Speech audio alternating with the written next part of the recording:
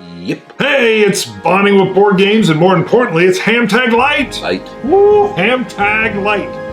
Those that want Greg can come at any time. I keep getting comments on it, so that's fine. We're only half as much. Third is better. There you go. Third is better. We might change our acronym. No, we got to keep the same. Okay. We're going to go. I think Greg may pop in. Yeah, there you go. He may pop in at some point, or he may not. Totally his choice. He's an American. Oh!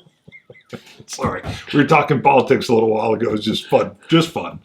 All right. So this is our top 5 most anticipated games with a caveat. Mine is just for 2020, but we didn't put that on there. It's just top 5 most anticipated. What is your Mine are... They're in the future. In the future. That's it. Yeah. I don't get a lot of games. Mine I only got 5 games that were future. Published in the last 2 years. Okay. So I was like, I had a problem, but I know games that are coming out that I'm looking forward to. Got it. So yours is just in the future. Technically, mine's in the future. I'm anticipating them. It's just I'm patient. 20. So our top 5 most anticipated games of the future. Yes. I'll have to remember and make it that. All right. You went first last time. Yes. So I'll go first on this one. If you've seen... Well, I won't ruin it. Basically, maybe this showed up on another list. Number 5 is Samurai Battles, GMT, The Borg. Okay, I want it. I've seen it. Richard Borg, by the way. Richard Borg. I think it should just be The Borg. That would be cool if he legally changed his name. The Borg. That's it. I'm sure there would be a licensing Samurai Battles by The Borg. Now, I have a caveat because I was battling with these two. But you saw, if you watched another show, how much I like the Borg system. But I have a 4.5, which is illegal and wrong, and I know it. And I shouldn't have a 4.5, but I do it. And it's called Mr. President. Gene Billingsley from GMT put it out. It's a solitaire-only game. It's based on... It's not a war game, so there you can fit it in. I know, right. And it's based on... you're sitting in the Oval Office, you're the president, and you have to make decisions, and I'm not sure how it's even going to work. But I'm looking forward to it. My number 5. Okay. My number 5, I have reference games. It is the 3rd leg of the Lee trilogy. Wow. Against the Odds magazine put these out. I think this is like 2006 or 7 or something. Not War but Murder. It covers the Battle of Cold Harbor. Mike Ranella designed it. It won Charles S. Roberts Award for Best Magazine Game. A few years later, he came out with Birth of a Legend. It's the 7 Days campaign on the Virginia Peninsula when Lee turned him back from the gates of Richmond. He has a 3rd game in the works. He wants to make a trilogy, and it's on Chancellorsville. I don't know the name. These names weren't, I think he told me these weren't the names that he originally came up with. So whatever he has, so if you need a name for your list, put... Lee Trilogy, Chancellorsville. Sounds good. Anyway, the reason why I love the Area Impulse, that and card-driven games are my 2 favorite ways to game. And I have tons of these games. I have played everything Mike Ranella's done, and that's a big list, including one that just arrived yesterday, the Rock Corregidor. I'm going to make a review on it after I get enough plays under my belt. Anyway, so love the system. Not War but Murder I had in my top 5 Civil War games. I've played a few Peninsula games. That's my favorite. I'm sorry, the Birth of the Legend. I think that's one of my favorite ways to play because you really see that whole supply line being threatened and why McClellan did what he did. But yeah, Chancellorsville, the other reason why I'm looking forward to it is I only have, in Chancellorsville, I have Glory 2 Across the Rappahannock by the late Richard Berg. And I have some scenarios, probably from Battle Cry or something, but I don't have a lot of Chancellors. I know there's other games out there. It's big, so that's part of why big games usually kind of scare me off if they take too long. I have a few. That'd make a good topic, by the way. Games that scare you off? No, top 5 big games. People had me when it scared me off. I thought, there's a top 5, baby. The top 5 games that scared me off. Actually, people ask us about monster games. Like, I don't know. Wait. We get a picture of your daughter and you in the background with a shotgun, and that would be the be the thumbnail. But now anyways, that would be I don't have a lot of games in Chancellorsville, so I'm looking forward to learning more about it and gaming the system, and everything Mike's turned out has pretty much been a hit with me. I said daughter. It should be daughters. You've got your shotgun. You'd be protecting both daughters. Yes. Sorry, I'm still on my own make-believe list with my make-believe thumbnail. There you go. So anyways, that's my number 5. And I don't know. Oh, by the way, Mike put a post up. I'm Facebook friends with him. Also, Take Aim Games, his design company. He's on Facebook, so you can always check that out too if you want. He had a comment at the end of last year about here's what we've done in the last year. Here's what's going forward in the future. And he said something about going to start working on the Chancellorsville part of the Lite trilogy. So he's working on a game now. In the future. Right now as we speak. So I don't know when that one's coming up. He'll play test the heck out of it. So I know it won't be this year. He said it's like pretty well green lighted because Against the Odds kind of does what SPI did. They send out the questionnaires, which one is, and it's extremely high on the list. So it will get green lighted. And there will be a Vassal module because I make them for just about all of Mike's games unless somebody beats me to the punch. And I don't know if I'll be on the play testing of it, but I will. So it's probably a couple years down the road. Then they'll have to print it and all that stuff. So don't know the timetable. Just know it's pretty much it's a certainty. Mike doesn't sit there, I'll make it. No, I'm not going to make it. He runs with them when he decides to. Got it. My number 4 is called The Shores of Tripoli. Oh, yeah. Yeah. It's the first Barbary War, and I've got notes just to make sure. So, let's see. It's from a new company called Fort Circle Games. I don't have the designer's name on here. I'm Twitter buddies with him. It's a smaller board, and it's card-driven, and it just looks really, really interesting. If you want, you can look that up. The Shores of Tripoli. And it just caught my interest because they've got a whole like American historical theme where they've got one called, I'm going to forget now. They've got one basically with the war with Mexico that's in planning, and another one that I believe, it's 1812, the War of 1812, Dawn's Early Light or something like that. Okay. So, but The Shores of Tripoli will be the first. It's supposed to come out 2020. It did pass its Kickstarter with flying colors. There you go. And I'm looking forward to it and may be able to even get I'm hoping an early review copy. We'll see. So, because... that was this is interesting.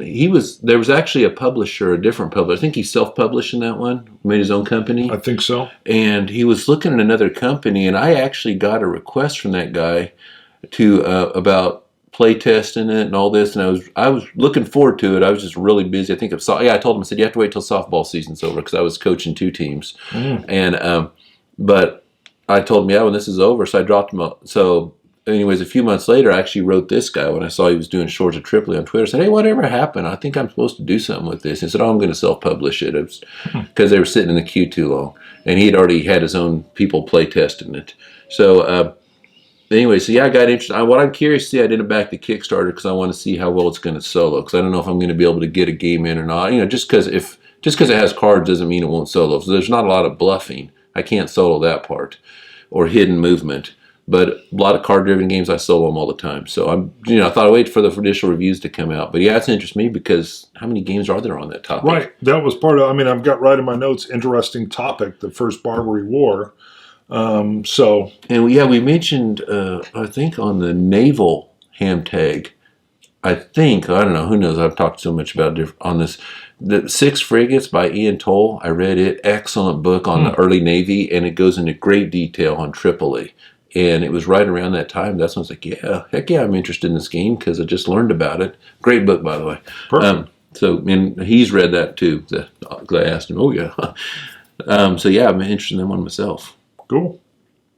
Okay, my number 4. That's so long. There we go. That was a Starfleet Federation screensaver you have on your phone. Yes, it is. It's very cool. It is. And if you text me, it makes Captain Kirk's communicator. Ooh. I was going for Babylon 5, their links, but it's not out there. So I went with that one. Anyways, sorry. My next game, this is hilarious because this was in my top 5 back when we shot one in 2013. Wow. Band of Brothers. It's not this one. It's The Old Breed. It's about the 1st or 3rd Marines, I think. 3rd? I think 3rd so. Marine Division? Yeah, it's a Marine Division. Yes, on Guadalcanal. Now, the reason why we're 6.5 years later and it hasn't been made was there's 2 games in that system at the time. Band of Brothers Screaming Eagles, paratroopers on the Western Front, 101st Airborne Division, and then the Ghost Panzer Eastern Front, about the 11th German Division. Ghost Panzer had changed the proficiency system. It combined 2 die rolls into 1 and still got the same results. It was just simplified, did the same thing, because there's a lot of dice rolling in the game. So anyways, the pretty well universally acknowledged that, yeah, it's better. But the follow-up question is, I want my Screaming Eagles counters to now reflect this. So what do? Well, the Old Breed's going to be a standalone game, just like those other 2 were, that you can have it, and that's all. You don't need anything else.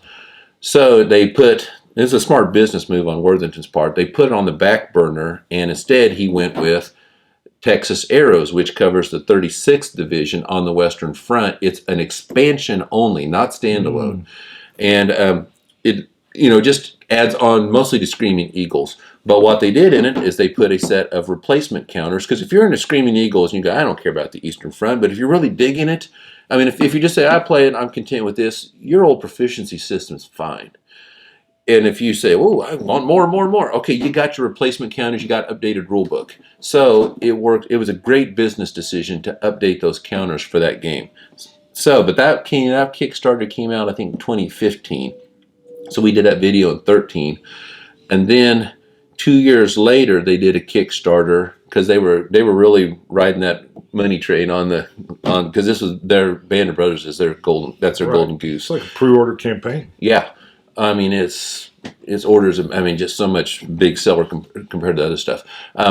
They made a Battle Pack 1, and it's a giant map, double-sided, big scenarios for all 3 games. I mean, some are a little bigger than others, but I mean, these are the big for people who want big. Wait, you're saying they're big? Big. Yeah, so they were riding that. So now that that's all done, we've got Ghost Panzer and Eagles and all that. Now it's time to go to the Pacific. And this is, I'm guessing most people probably prefer Eastern Front probably as a topic, because one of the complaints, I have enough paratrooper games. No, there's not enough paratrooper games out there, especially when we need 82nd Airborne. That's what I want, it's an 82nd Airborne expansion. I've bugged Jim about that for years. But anyway, I like Screaming Eagles better. Partly my dad's a paratrooper. He's in the 82nd, not the 101st. Hence. But yes, but I also like the smaller infantry battles. There's some armor in it. It's not the big armor battles. Like, I would much rather play Eindhoven than Kursk as a topic. Sure. But I know a lot of people love their Eastern Front. They love their big tank battles. I like that. I also like the quality units. The paratroopers are really high quality, not the quality of the counter, but I mean the quality of the unit. Yeah. Very highly trained. Okay, the Germans weren't so much. They weren't quite the bottom of the barrel they hit at the end. Where when you play Ghost Panzer, the Germans are very high quality, not somewhere around more in line with the paratroopers. The Russians are very low quality, and there's hordes of them. Don't get me wrong, I love Ghost Panzer. I would much rather play with smaller battles, infantry based, higher quality units. Well, you're thinking Guadalcanal, there wasn't a whole lot of tanks. There's a few, but not many. Sure. Very high quality units. You got the Marines squaring up against the Japanese. That's more in line with what I'm looking for. Plus, I don't have a lot of Guadalcanal games on the land battle. I got a few on the naval battles, but not all. I didn't get the old Avalon Hill one. I used to have a Panzer Grenadier, but it had hidden movements. I couldn't solo it. So I don't have a lot of Guadalcanal. A few memoir scenarios, that kind of thing. But so I've been looking forward to this game since 2013. Good. And there's back on. It's happening. There's long development processes. Yeah, because if you look, he had a post on Ghost Panzer. It's like, these are all the books he uses. Because good designers do this. You read, and you say, I like this. I want to put this into a board game and teach these lessons I've learned. So he does a lot of study on the tactical doctrine. Now, I did check last night to find out where it was at, and he is sending it out. He's got his own team of playtesters. Very dedicated core group of people. So he has it out there for playtest, and they're checking the balance and all this stuff. So it's out there. So it's going to happen. And once he gets it all settled, Worthington will punch it. I mean, they're pretty quick about their Kickstarters and lining all that up. So it is definitely happening. I just don't know if it's going to be, the Kickstarter is going to be later this year or next year. I'm sure it'll go through China, so there'll be a delay there. So I'm guessing I won't see it this year. Probably late next year, my guess. Coronavirus is at its scare height right now. Yeah. So if you're watching this 2 years from now, you'd be like, "Why? everything's kind of slowed down. They've extended out the Chinese New Year for a few more days, I think, so they're not all back in the workplace or something. So right now we're in the middle of the coronavirus. Okay. Hopefully it doesn't get way worse and everybody's like, yeah, idiot. Yeah. We're sick in the middle of the heartland even. Yeah. Like, whoops. You know, when they had the swine flu thing back in, like, what was that, 9 or something? That's when you taught me pandemic. It seems appropriate. Yeah. Right now, let's break out pandemic. We're going to save the world. Okay, that's my number 4. My number 3 is Storm Over the Reich. Now, this is an expansion from GMT from Skies Over the Reich. So that was ME 109s or BF 109s going against, you're playing a German Staffel, a flight Staffel of 109s. It's attacking the B-17 bomber boxes. I've played probably 1,000 times. I've played B-17 Queen of the Skies from Avalon Hill. And this is flipping it where you're running your fighters in, and it did a wonderful job. It's such a weird battle space on how are you going to approach, how do you come in, how do you exit out, do you have enough to come back at the flight again? It really teaches that whole different perspective. Awesome that they worked it into a game. Well, Storm Over the Reich is FW-190s, and they're bringing in the B-24s. Okay. So now you've got slightly different, because you can do that into the box, and then you can even go in more detail, which is almost like the reverse of Queen of the Skies, where you can even, how are you approaching an individual American bomber. Jeremy White is the designer. I think I've got everything else that's coming out. Sequel, supposed to be coming out this year, but nothing's for sure. It's past, I think it's around, it's 1,000 up on GMT's P500. Yeah, one of the things I learned. High. One of the things I learned with France 1944, it was almost a year ago today, was when I signed off on the rules, and that it is, we're ready to go. And as the developer, you're talking. Yeah. Yeah. Because I wrote the rule book, so anyways, that I signed off on that playbook, all this stuff, and then I thought, it's coming out any day now. Yeah. Okay. There's 9-week delay in China. I mean, that's for my company, and we're a Fortune 500, so I thought, okay, well, they'll be a little longer. But no, you have to queue it up so you can make, like, I'm doing this game, and this game, so you can get the volume discounts going with it. So just because a game is on the P500 and a hit, I've learned this, don't expect it's coming out right away. They got to queue it up. Right. And by that you're meaning they're doing 6,000 copies of this game, but they're loading in another 4,000 of this different title so that they can have 10,000, which hits them at a price point, and then shipping and filling pallets and shipping containers. Right. There's a game in that game. I'm sure there's plenty. I know there's some shipping games out there, but the idea of all the stuff you have to do. It ain't Avalon Hill where they had their own printing press right on site. Yes. Yeah. Okay, my number 3 is Caesar's Gallic War, 2nd edition, designed by Daniel Berger. Published, it won't be Worthington Games this time. I think so. With them, it'll be Worthington Publishing and change your name. Got it. Okay, here's a scoop on this one. Okay, it is. If you're not familiar with it, I had it in a HAMTAG, our top 5 Ancients games. It is like a Hammer of the Scots for the Gallic Wars, except if you're familiar with those games, you have cards that 2 purposes. This one, the cards have 5 purposes. I'm reading. This is a signed copy. Is that the designer? Yeah. So it's Daniel Berger. Can I quote it? Yeah. Judd, it's been a pleasure kicking your butt. Sorry.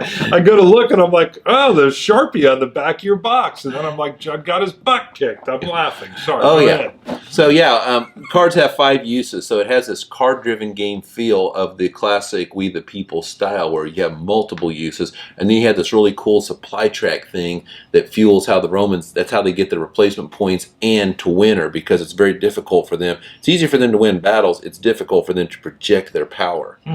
And the game had a much bigger learning curve for the Gallic player than the Roman player. So, gamers are, I think Mark Herman has this cool phrase he taught me, inch deep, a mile wide.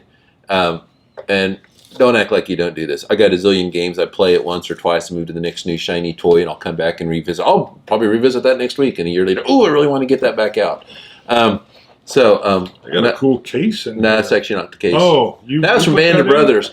Oh, I'm like, this is cool. Yeah. Band of Brothers had these. Your organizational requirements are on display. I like and I got notes on there. Yes. Yeah. Yes. Okay, sorry, I distracted. I was just deeply impressed. Yeah, no. People say, I don't know what to do with those trays they put in Band of Brothers. Like, well, let me show you. Anyway, I'm saying, so it's a very cool. I mean, it has a core on Hammer of the Scots, but it has a lot of these other cool things going on that are unlike all the others. So I said it's not a child of Hammer like Texas Glory, Liberty, Richard III, those type of games. This is more of a cousin or a nephew of. Sorry, it's the nephew of Hammer of the Scots. I like to say it. Anyway, but it was a little. People would complain that only play it once or twice. That it's a lot easier for the Romans to win. Well, you got great games. This is something else about Corporate. Don't reveal their secrets on the first play. I played this with Dan. He kicked my butt. He took the Gauls. But what we had done, we was trying out some new rules that I had come up with. A couple that I kind of do this to help flatten the curve for the beginners. And he liked him, so we were messing around with him and tried it. But the thing about this game, when it came out, I think in 7, it interested me. But I was afraid. Block game, I wouldn't be able to solo it. It wasn't on Vassal because Worthington didn't have much on Vassal. I mean, at the time, just Band of Brothers, a couple of big ones. I was like, I'm not sure I'll ever get this played. In 2012, at their Black Friday sale, they put it on sale for $15. I jumped on it, figured I'm not out much. Sure. Played it with Aaron later that month, Mr. Marino. We both loved it. And I said, oh my goodness, I've got to play this with Rob, my friend back home, who's taught me Ancients. So I set out to learn how to make Vassal. So that's how influential. 60 some odd Vassal modules later, this is the one that started it. Now, really, this is what starts you making Vassal modules? Just so I could play that game.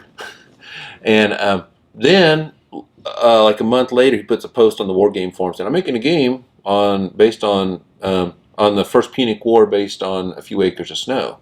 Goes on to become Hands in the Sea. Mm-hmm. I write him, you need play testers. Mm-hmm. I make Vassal mods. That's where the kick in the butt comes from. We played Hands in the Sea. I beat him once.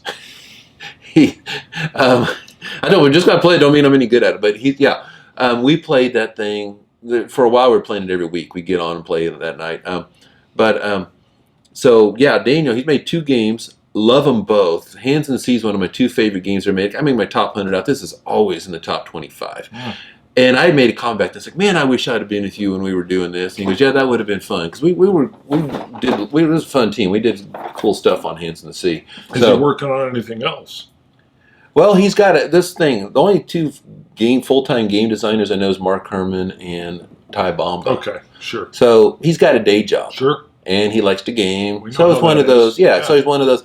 He's not dedicated. I got to have every minute to it. He's thrown stuff out on the forum, asking for suggestions. If people had any ideas that they wanted to try out or looking, and he's had different ideas. How do we change the scale, or do we want to do? Just try a lot of different ideas, and we're going to put them in. So, I'm going to jump on board. We're going to work on this one together, and he'll probably have some other play testers. And I don't know the time frame. Right now, I got one or 2 of them queued up that I'm working on. So. We'll get it. It's going to happen. I just don't know when. And say the title again of the future. Caesar's Gallic War, 2nd edition. 2nd edition. So I'm just curious to see what he's going to do. He's just not going to take a straight reprint, try to make this pretty or that pretty. He's actually looking at changing some stuff in it. So because hey, he's already got this great first game, and he wants to introduce a little bit more. So I'm great looking forward because Dan's 2 for 2 in a big way on my list. So I'm curious to see who does this next one. Beautiful. That's impressive. Yeah. Just listening to it begins your Vassal skills. Yeah. So for those that don't know, we should say Vassal's a way to play games online. Yes. So as long as one person owns the game, then you're legally cool. Yeah, you're legally cool. You can play it head to head. Or I play most of my stuff by email where I send you the file. And what it's doing is recording as I'm moving stuff around, and I click a button, rolls a dice, and I rolled a 6. You see it up there. You want to teach me Empire of the Sun via Vassal because it's so much easier, right? And that kind of, not teach, but didn't you say let's do it? South Pacific's how you want to learn Empire of the Sun. Okay. Because it takes this game and turns it into this. And it's much easier to manage, so you're not just looking the whole board going, But Empire of the Sun plays very well on Vassal. Got it. My number 2 is Fury of Midway. Have you heard of this? It's a brand new company, so it's Revolution Games. The designer is... Wait, Revolution? They're not new. This one, I think... Oh, new game. Okay, so Revolution been around since like 2011. It's got to be... Well, so let me explain. I'm trying to say it right. Nashusi Nakaguro. Yeah, I saw this on their website. All right. He first printed this in Japan, and then Revolution's picking it up. So my interest. Yeah, Revolution just turns out hit after hit. Awesome. And there's supposed to be 2 different maps. So 2-player game where you're on different maps, and a big part of it is that air searching that you would expect from Midway. Now, I'm not sure how that all triggers off. How do you... So... I saw this. I thought, whoa, is this interesting? I love the idea. There's been games. Japan as a whole has been putting out all kinds of Japanese-style games in a whole different genre. But war games coming from Japanese designers really interests me, seeing that flip side of things from a different perspective. So, Fury of Midway, Revolution Games. New to me, not new to all you. Okay. My number 2... is not France 1944. But I know where you're headed with this. It is called Russia 1944. And if you haven't seen the video, the unboxing I did, well, I'll tell you first. It's published by Compass Games, designed by Mark Herman, the great one, developed by the handsomest, Dream Theater loving, Yankee loving, Sixer loving, Babylon 5 quoting Kansan you'll ever meet. Yeah, what happened was 2011, I got France 1944, the old victory game from 86. Played it, loved it, went crazy, wrote Mark Herman, this game is so awesome. Are you going to reprint this thing because he's done for the people, we the people? No. He said, nope. Nope, you're the only one. And what I thought was, oh, Victory Games is part of Avalon Hill. Avalon Hill's owned by Hasbro. It's probably the same reason we haven't seen up front. They have the rights to it. Yeah, you're going to slick Mark Herman out of the rights to his game. That's okay. Mark Herman is like Hank Pym, Reed Richards, Bruce Wayne, Tony Stark, all rolled up into one with the power of Thanos, with the gauntlet. Okay? You're not slicking. This is Bruce Wayne at the end of Batman Begins trying to buy, he bought his own company out from under him. Yeah, you're not going to slick Mark Herman. He just didn't want to. So a year later, I wrote him and said, hey, you ever think about transporting this to the Eastern Front? And I'm thinking Barbarossa to the end and all this stuff. And he said, nope. And I was like, okay. Well, a year later, I'm like, he doesn't know I'm a crazy fanboy yet. Yet. He hadn't pulled the restraining order or any of that. Right, the personal notes. And I don't know, I was asking my son, but I said, you know, I'm never going to give up on France 1944. I said, I am the patron saint of lost causes and hopeless causes. I'm still trying to convert the whole world to the Dvorak keyboard. I will never give up to my dying breath. And he's kind of like, well, I really appreciate your enthusiasm for the game, but it's not going to happen. So I gave up. A few years later, on his blog, he makes a reference. He's going to start working on France 1944. Okay. John Cran's got on board.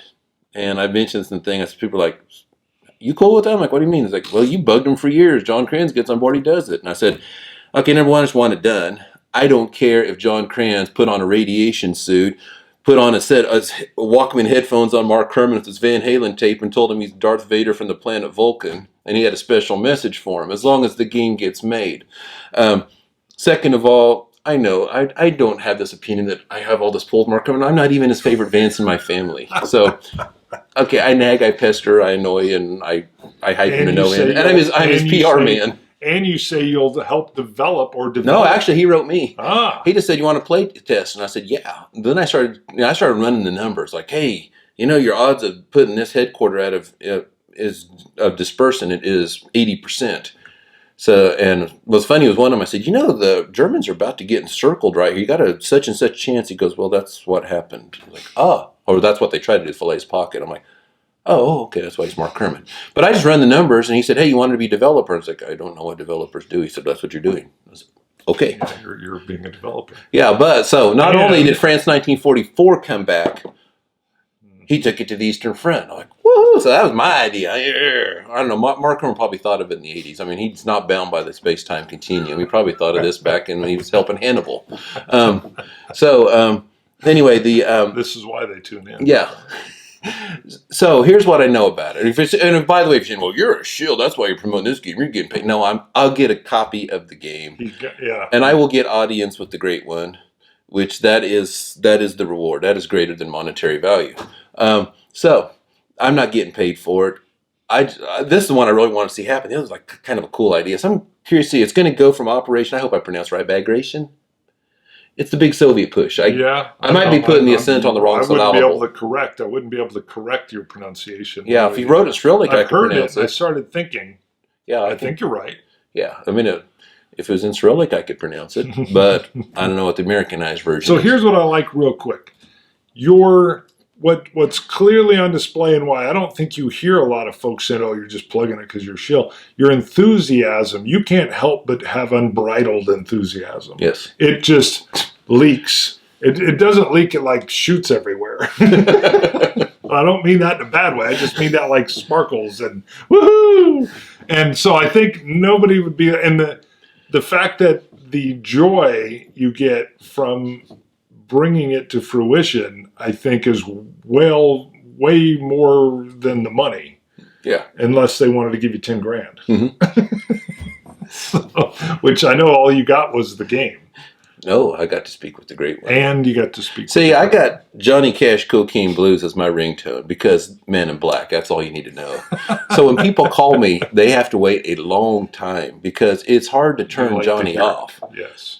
When Mark Herman, I look down, I see it's Mark Herman, I hit it right away. Ooh. Yeah. So he outranks Johnny Cash. Wow. So, but anyways, yeah, it was cool. I learned a ton of stuff about him, the gaming industry, and heard the cool stories about him and Dunnigan and all this. See, that's cool. Really cool. That is cool. Yeah. And I also learned that the only people that go to the ball dropping on New Year's Eve are the only New Yorkers or the cops. Yeah, that's correct. Because I asked him, are you there? So now it's turning this joke that every New Year's Eve I try to all write him. It's like, I saw some sanitation workers. I saw a fireman. Yeah. I've heard some stuff from some law enforcement guys I know out there. It's just amateur hour for people that travel, but it's a lot of money for New York. Oh yeah, so tons. So I learned stuff about New York. So anyway, so yeah, I'm curious to see how this all plays out. Now, here's what I know about it.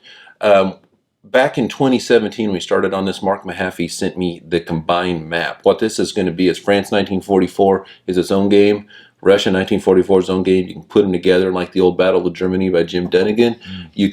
You would take the Western Allies and the Eastern map Germans. I'd take the Soviets and the Western Germans, and we'd race to Berlin. So you can have that option in it. So he sent me the combined map, then I had to cut it in two to make the vassal mod. So I've seen the map, and there'll probably be changes, like tweak, because there was changes in the map from what I originally got and how the cities looked. But that's all I've seen. I haven't seen units. I know Mark's been out there researching. You know, he reads all the books and probably in the original Soviet because he speaks all languages. But, you know, I've been out on the armchair historian looking up the videos. Got to give a shout out to Griffin out there. Good videos. But, yeah, so he's doing all that. And then I'll start testing to see if I can break it. And I actually did break the original France 1940, his upgrades. Because also the thing about it was already, when I was scared to develop it, he said, this game's already developed. This 30 years old game. It's got a track record. All we're doing is looking at the new rules and seeing. So yeah, I found something. Okay, your attrition modifiers are too harsh. If you ever see that city rule about that little slip of paper, that's not errata. It's just clarification. Broken. It's not broken and it's not errata. It still sets me off. That it's right there in the rule book. Why are we saying it in a piece of paper? Anyway, you'll see me try to trigger multiple times. That gets me triggered. Watch the development. When John Kranz wrote, I was going, it doesn't need it. It's right there in the rule book. Anyway, that was my rule because I told Mark the Allies will never sniff the Rhine the way it's set up. I kept playing. I was like, dude, I'm 5 turns into this, and they haven't got across the S-O-M-M-E. I don't speak French. River. Somme. Yeah, they wouldn't even cross that thing. I had them so holed up, just falling. So anyways, that was my rule. Brag about I'm ruling the Mark Herman rule book. Everything else is him. But yeah, so I'll try to see if I can look at his stuff and, you know, anything messed up, anything need tweaked and stuff like that. We tweaked the attrition modifiers because they were kind of harsh originally. But anyways, he did write me over Christmas and say, yeah, get ready. So I don't know when it's going to start. So you're going to be the developer for that as well? Yeah. Sweet. So, yeah, I'm looking forward to see what he does, and I'm looking forward to learn something. I don't know a whole lot about that. It's going to take place right around almost the same exact time as France 1944 because you don't want to give somebody a head start. Right. And so, yeah, I'm curious to see what he does with it. That is cool. So that is my, I said it was by compass. So that is my number 2, Russia 1944. Beautiful. All right, my number 1, you should like it. It's called Rebel Fury. Mark Herman, GMT. The Gettysburg System, so Volume 1, and then Waterloo 1815 Campaign, Volume 2. This is slightly, so it's got that system which really leans on that zone of influence, zone of control, how you interdict movement. But this goes from the Chickamauga to Chattanooga to Missionary Ridge to Chancellorsville, and there's a Fredericksburg solitaire system that's like strictly solitaire built in. Several battles are also linkable. That game's not very tough to solitaire. All you have is the... I know. Are you committing artillery? I'm committing artillery. I know. I think I handle it with a dice roll, whoever, So well, what was more intriguing was how is Fredericksburg set up just solely as solitaire. So by definition, it's... All the Confederates are all behind a wall just capping as you go up a hill, so they probably don't need much movement. This is what it's laid out. But what I'm loving is... I've got Waterloo.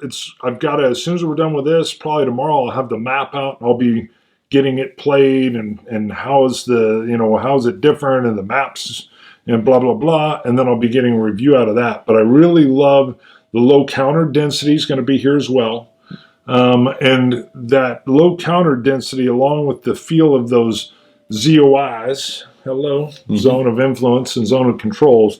So that has me interested, and it's part of a whole different, so it's based on that Gettysburg system, but this was a slightly different tweak thing that they think can do multiple things as well. Very interested on that. It's on the P500 GMT. It's been climbing. I've actually, when I made my list, again, I had a bigger list, and then I was narrowing it down and winnowing it. I was surprised by the number of GMT games that I have on my list. When I finally narrowed it down, I was like, wow, is that really? And then I looked at the ones that I'd kicked off of there, and I was like, yeah, I mean, right down to the Mr. President, not a war game, I know, but still kind of. I actually forgot all about Rebel Fury. Oh, I knew he's working on the Napoleon game. He had asked me if I could whip up a sort of Vassal module to take screenshots for examples. If you've seen that scene in The Matrix 2, this is the sloppiest hack I've ever made. I was just, I'm such a Vassal perfectionist. It just bugged me just to make one only for that purpose. I wanted to have all these automated elements in, but it was funny. I got the counter sheet and I had it blown up because I was cropping the pieces out, and I had never seen a C3I issue before. I didn't know what they were about. And I start cutting all this stuff out, and I get to the next line, and there's this Congo. I was like, well, that's an Empire of the Sun piece. Yeah, why is that in there? I don't know why that's in there. But just as a joke, I sent him a text. I go, as a historian, I really had the utmost respect for you. But, bro, I'm pretty sure that the Congo wasn't at the Battle of Waterloo. But, yeah, then I learned, then I started going down. I was like, oh, wait. There's great battles of history pieces in this. And there's like a whole other French game in that. Probably a machine gun in there somewhere. Yeah. So, anyway, but that just always amused me. The C3I game, so I got Gettysburg, the deluxe boxed edition, and I was like, all right, let's, I play through, and I was like, this is awesome. And I love game over hardcore simulation. And that was Mark's whole deal was, this is a historical game. It's not you're pinned in where you must go to the fish hook. You must be here. You must be. If you want to see what they did, read a book. Right. And books. Yes. And so I love that aspect and the simplicity of the map. It's either open terrain, defensible terrain, or it's a road. And the city of Gettysburg is road. That's it. You've got the map. And the fact that the detail, even on the Gettysburg map, it's not like they've got big signs saying Devil's Den here. It's more like, where's it at on here? It's right there. And there's the wheat field. And it actually did what it should do. I went to a used bookstore and was looking through Gettysburg books and picked up a book on all the brigades and how they came in and all the quotes and all the, and it did what a good game should do. It led me deeper and deeper into the history, and I just kept taking it further and further. And it really, this was not even on my, I think I'd seen it, not even on my thoughts until I played Gettysburg, which sent me to the Civil War section. And then I'm like, oh my gosh, what is this? So, yeah, check out C3I magazines. They're the articles. I read them just for the articles. Yeah. not the games inside. No, both. They're awesome. I actually told them I'm being slowed down on learning Waterloo because I'm reading all these articles when I should be reading this rule book. Sorry, that's my number one, Rebel Fury, GMT Mark Herman. I also like that if you want a detailed simulation, there's about 1 million Gettysburg games out there. So he didn't try to do what everybody else is doing. Which is the genius, yeah. He gave a new look at it. Right. And he's wanting, like he does, he doesn't need to read up on it. He knows that he's like on the board of directors for Gettysburg National Historical Park, which I've been to twice. He actually told me places to check out there too. Anyway, you got all these different things. So he just, from what, all the reading he did, he wanted to teach this lesson, and he does it. So that's what, when I look at his games, I was starting to figure out, okay, what's he trying to go for? Right. And because he'll make a mechanic. If there's not a mechanic that does it, like when he made Fire in the Lake and wanted to look at 4 interactions, he will make his own, like he did in France 1944. C3I issue 33 is over there. He's got this article. First of all, it's titled great. I can't remember the whole thing. Cleo's Corner, I think is his article. Yeah, COs or whatever. Clio or something. Yeah, like and it's about distilling war game moonshine. That's cool. Or something, yeah. And what he's got is he talks a whole lot about Empire of the Sun and what he was trying to do, the frame of mind he had, and why he used hexes, and and how sometimes it makes grognards or hardcore people upset. And he could have done zones, and they would have said, "Oh, well, that's fine."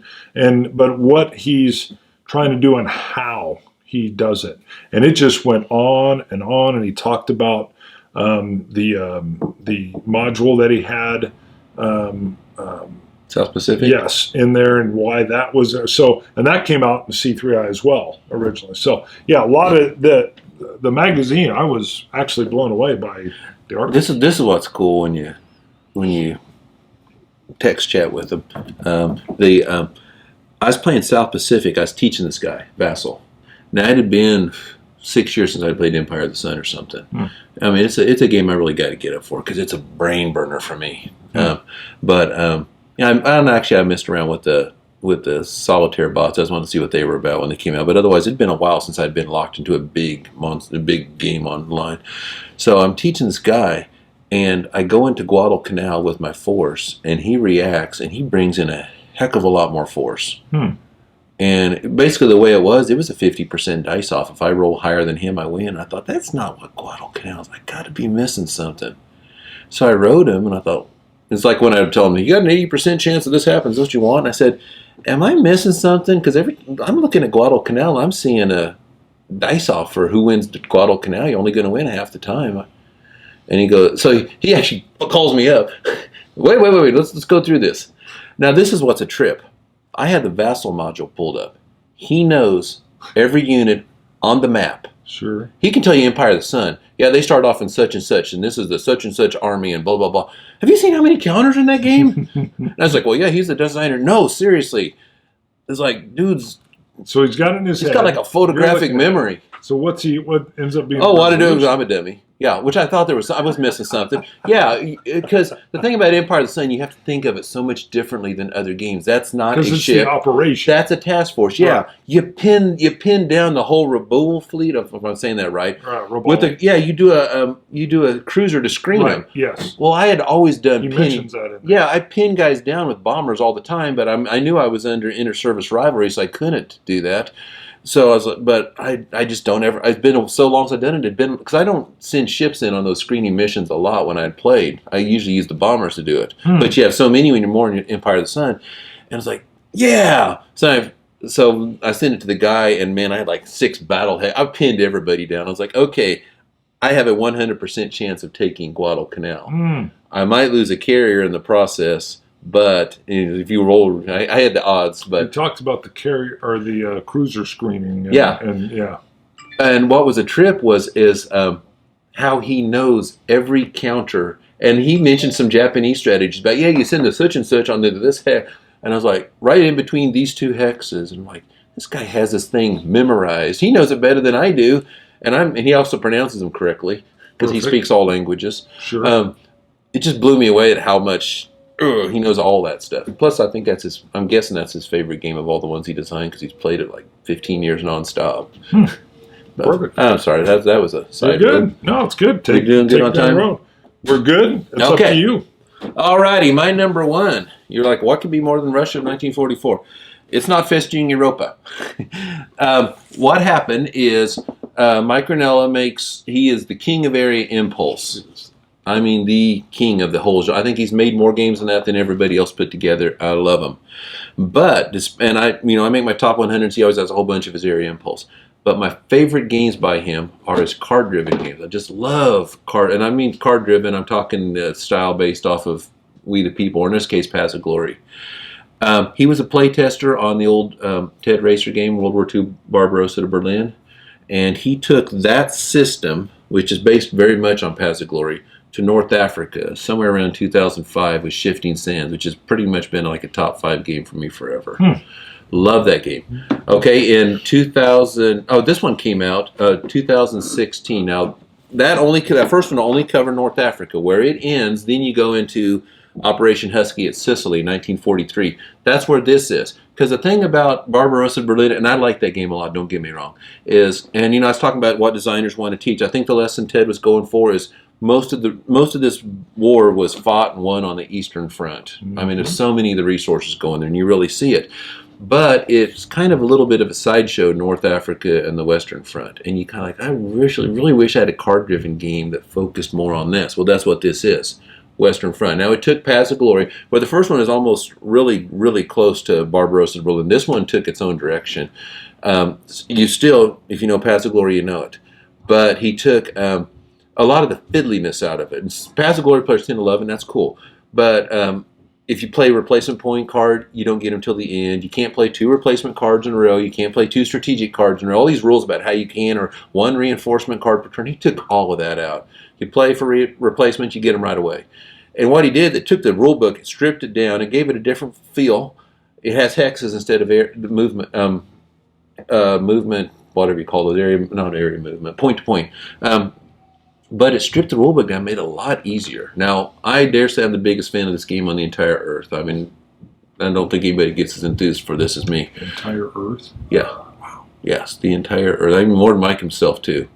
So, when I knew there was going to be a third part in this trilogy, he told me that he'd always wanted to do one on the Eastern Front, just focusing on that. There was Stalin's War. I never played that one. But anyways, I've been looking forward to what he was doing. I wanted to see it done. And I really wanted that great Eastern Front card-driven game. But he wasn't in that. He wanted to do it, but he didn't want to do it. Because card-driven games are one heck of a lot of work. I mean, he puts a ton of work in those little area impulse games he puts out. These things, Mark Herman once said something about Empire of the Sun to add 5 cards. It's like, I don't know, it's like to go from 110 to 115 to 115 factorial minus 110 factorial. It's a big honking number. These are the number of possibilities you've just added to the game by adding 5 cards. There are so many possibilities, how it all interacts. I mean, when I got on board with Festung Europa, I wrote Mike because I knew it had been in the works for a while. And I said, hey, are you ever going to do that game? And he said, yeah, would you like to help me with it? I was like, sure. Yeah. I play tested a single card in that game, Roundup, which is a big card because you can launch the D-Day invasion a year early. Or you can go through Sweden, I think, or up in the Scandinavian country. You can go that way.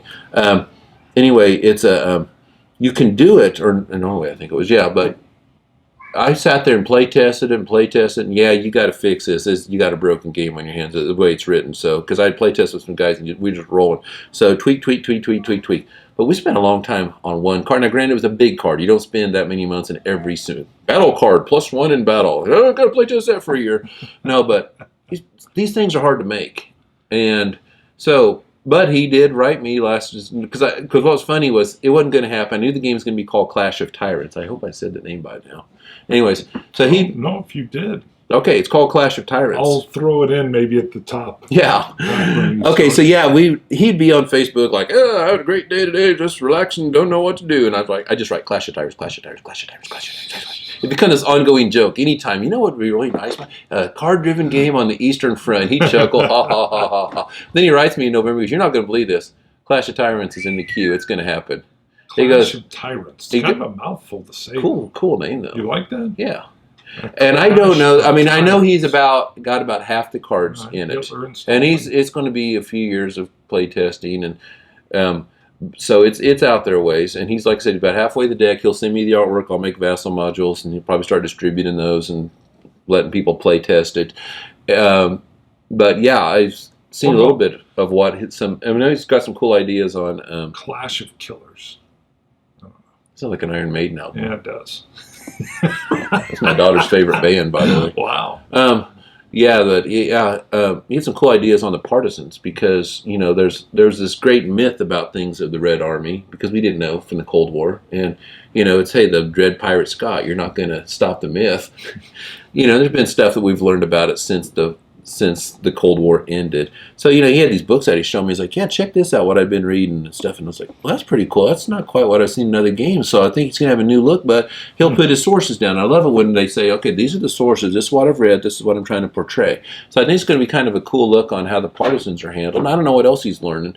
But like I said, the reason I'm looking so forward to it, first of all, what is it? We wear the chains we forge in life. I've bugged this man for years about this game. So, yeah, I'm on board as a player. It's kind of like with Mark Herman in 1944. Okay, I bugged him for all these years. Okay, I'm on board. So, yeah, I want to see it happen. So, but I bugged him all this time. I loved the previous two offerings. I really want to see this third one. So that's why I have it my number one game, Clash of Tyrants. It's very good. And I apologize if you guys heard some noise in the background. The family and the grandkids came home upstairs while you were finishing your one.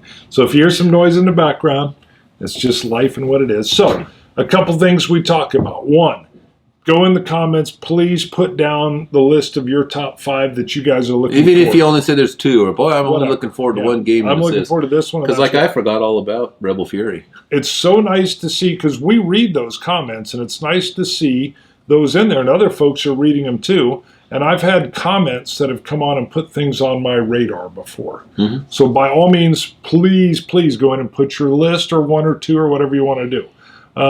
2, if you like what we're doing, let us know if you like the HAMTAG Lite.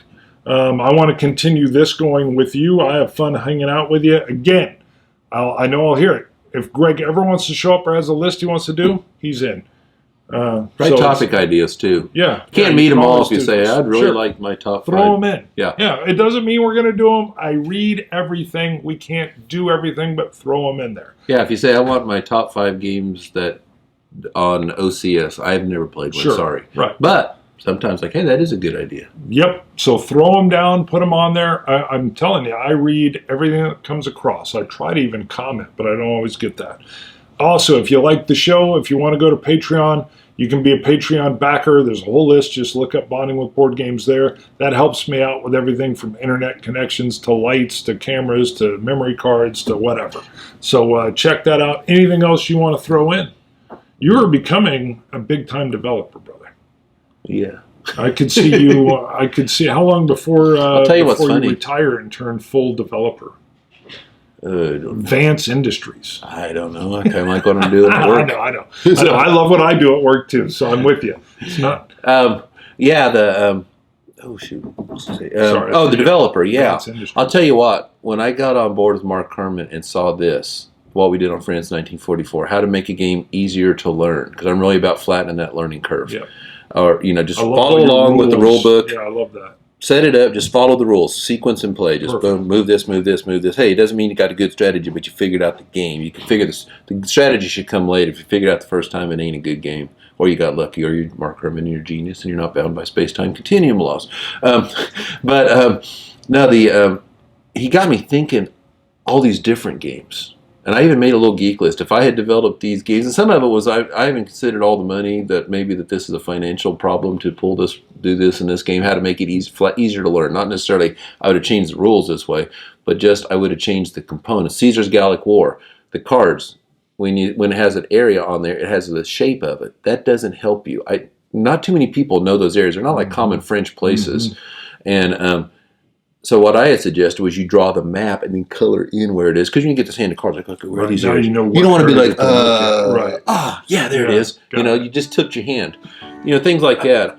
And then it led me to actually looking at a couple of games, and then I was like, yeah, I could develop it this way, this way, this way, and change this. The next thing you know, I'm like, wait a minute, I've got a whole new game. So I've been working on one since last summer, but Really? I stalled, and then I want to do more research on this, and I want to see what John Prados and others who know this topic well did with their games on it. But yeah, I've been working on my own, and then I've got like 2 other ideas I've been hitting. Then Daniel Berger and I both had a real common idea on a current game, and was like, hey, you know what? We're thinking the same idea. Why don't we hook up and make a game sometime? Way off in the future. So anyways, yeah, it's got me thinking about how to design them now. All right. Well, we might be running close on time. So again, HAMTAG it. You HAMTAG Lite. HAMTaggers. Yeah, HAMTAG Lite. All right. See you guys. Bonding with Board Games.